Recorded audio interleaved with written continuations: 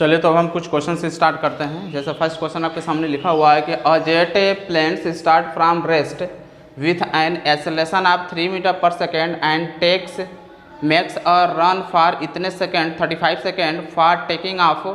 What is the minimum length of the runway and what is the velocity of the jet at take off. ठीक ना।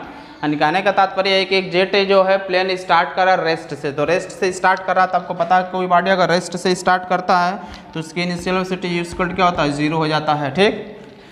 With an acceleration ये आपको दे रखा है 3 metre per second square, ये acceleration आपका है 3 मीटर पर सेकेंड स्क्वायर। ठीक। और टाइम कर रहा है कि and make a run for 35 second और टी इक्वल टू आपको दे रखा है 35 सेकेंड। आगे पूछ रहा है बिफोर टेकिंग ऑफ, मतलब कि टेकिंग ऑफ करने से ना बंद होने से पहले ना, what is the minimum length of the runway का मिनिमम लेंथ क्या होगा। ठीक। तो मिनिमम जैसे s equal to u t plus half a t square से s equal to initial velocity 0 तो ये वैनिश हो जाएगा, हाफ एक की जगह 3 रखेंगे और टी स्क्वायर यानी 35 का स्क्वायर करेंगे। इसका अगर हम कैलकुलेशन करते हैं तो आपका आएगा 1835, आपका रिजल्ट आएगा 1837.5 मीटर। ये आपका टोटल डिस्टेंस आएगा इस एक्सप्रेशन का। अब कह रहा है कि what is the jet velocity of the jet at taken off. जब वो फ्लाई कर रहा है, टेकन ऑफ कर रहा है, तो उस समय उसकी वेलोसिटी कितनी होगी। तो हम कहेंगे v square equal to e square plus 2a की अगर हम बात करते हैं तो v square equal to e square 0 plus 2 into s की वैल्यू आपका ए की वैल्यू 3 दिया, एस की वैल्यू आपका दिया है 1837.5। और इसको अगर आप सॉल्व करेंगे तो आपका जो रिजल्ट आएगा 105 मीटर। यहाँ से अगर हम v की वैल्यू निकालते हैं तो आपका आ जाएगा 105 मीटर पर सेकेंड, इसका रिजल्ट हो जाएगा। ठीक। तो इसे नोट कर लीजिए। फिर हम दूसरा क्वेश्चन देखते हैं। चलिए तो नेक्स्ट क्वेश्चन आप लोग के सामने है। A car starting from rest accelerated at the rate of f. एक कार है जो रेस्ट से स्टार्ट कर रहा है, तो आपको पता है कि अगर कार रेस्ट से स्टार्ट करता है तो उसकी इनिशियल वेलोसिटी इक्वल टू क्या होता है, 0 होता है। Accelerated at rest of s, तो एक्सेलरेशन ए जो दे रखा आपका एफ के बराबर, कारण कि accelerated at rate of f through a distance s, और डिस्टेंस कवर कर रहा है एस जो है एस के बराबर ही कवर कर रहा है। ठीक। करा कि एक कार, ये क्वेश्चन जो है AIEEE 2005 में पूछ दिया गया है, पूछा गया है।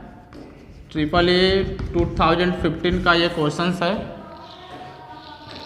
इसलिए थोड़ा ये इम्पोर्टेंट बन जाता है। एस डिस्टेंस कवर करता है, देन कंटिन्यू कांस्टेंट स्पीड। यहाँ फिगर बनाने की कोशिश करते हैं।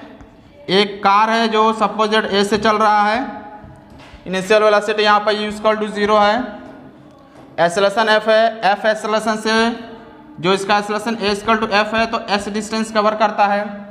इतना डिस्टेंस कवर करने के बाद आगे क्या कर रहा है, then continue at a constant speed. अब वो कांस्टेंट स्पीड से आगे का डिस्टेंस कवर करता है। ठीक ना। पहले यहाँ से लेके यहाँ तक एफ एक्सेलरेशन से कवर किया तो एस डिस्टेंस कवर किया, और जैसे यहाँ पहुँचे उसके बाद वो कंटिन्यूस जो है कांस्टेंट स्पीड से ट्रेवल कर फॉर सम टाइम टी समय के लिए। यानी सपोज दैट यहाँ से वो यहाँ तक टी सेकेंड के लिए वो एक कांस्टेंट स्पीड से ट्रेवल कर रहा है, तो वहाँ का डिस्टेंस।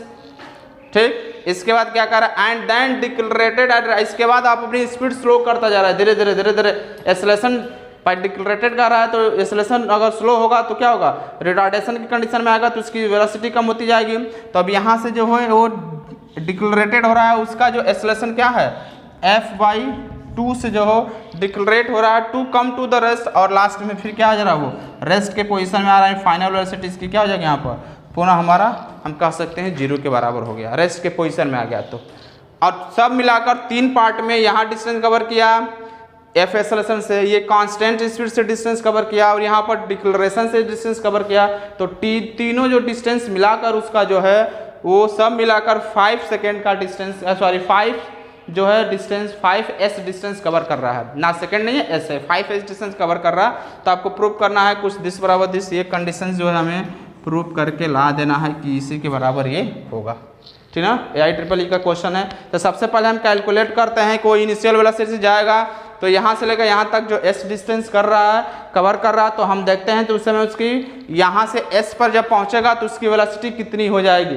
इनिशियल वेलोसिटी तो 0 है, तो हम देखेंगे v1 उस समय v किसके बराबर, तो हमको पता है यहाँ से v square minus u square equal to 2as होता है, ठीक। यहाँ u स्क्वायर में क्या है, इनिशियल वेलोसिटी है, और हम मान लेते हैं कि यहाँ पर जो पहुँच रहा है यहाँ पर उस समय इसकी वेलोसिटी सपोजेड v1 के बराबर है।